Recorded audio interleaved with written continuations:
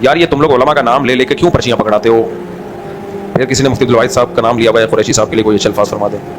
تو میں نے کب برے الفاظ کہے ان کے لیے؟ میں نے کب کوئی برے الفاظ کہے ان کے لیے جو آپ کہہ رہے ہو اچھے الفاظ فرما دیں؟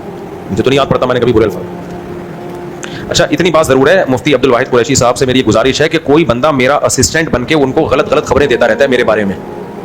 میں ان سے تو بدگمان نہیں ہوں. مثال کے طور پر وہ کراچی آئے تو ان کو کسی نے پرچی دی کہ آپ کراچی آئے تھے، مفتی طارق مسعود نے آپ سے ملنے کی خواہش ظاہر کی، آپ نہیں ملے.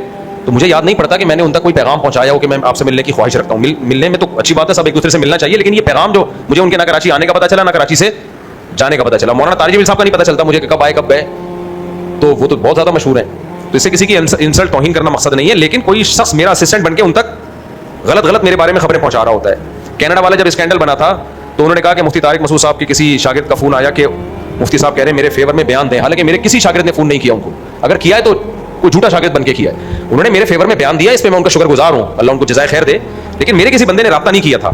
ایک اور اس طرح کا واقعہ ہوا ہے، وہ بھی اسی سے ملتا جو پرانا واقعہ ہوگا. انہوں نے کہا کہ ان کا کسی کا فون آیا تھا لیکن نہیں آیا تھا.